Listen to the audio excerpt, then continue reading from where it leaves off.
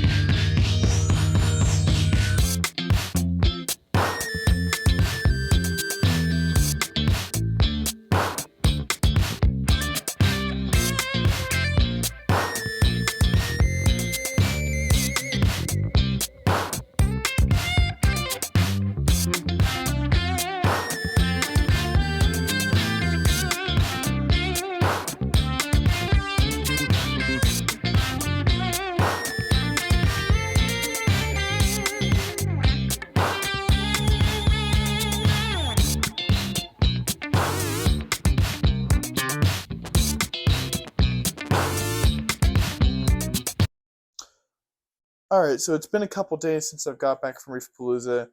Just wanted to let everything settle in the tank. It was already a little bit questionable even going to Reef Palooza considering how full the tank was. I managed to find a couple extra spots in the aquarium where I got some pretty nice pieces. I only got about 5, so I'll show you those right now. So the first 5 I got, or the first 4 I got, were Acropora. I got these 2 right here. I don't quite remember the names. I know the one on the right was a worldwide coral piece. So I got that really nice one. And I got that red wang acro. It's a type of millipora. Really happy about that one. Love the polyps on millie, so I hope it does well so I can, see it grow. I just would love to have it grow out nice and big. And, I don't really have that nice red color in my aquarium yet. And I also have this acro right here. I don't remember the name of this one or what it's called. I'm just so bad with the names. The coral names get kind of ridiculous, and when you see like a million corals like I saw, they all kind of blend into each other. But those are the acros. I know acros aren't everyone's favorite thing, but I really like them.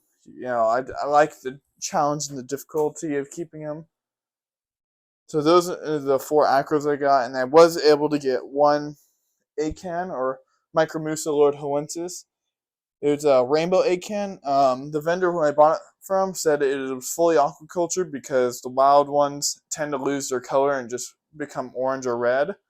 So hopefully this one will maintain its color. I have it under pretty white light at the moment, but really, really happy with this piece, and it definitely was not cheap.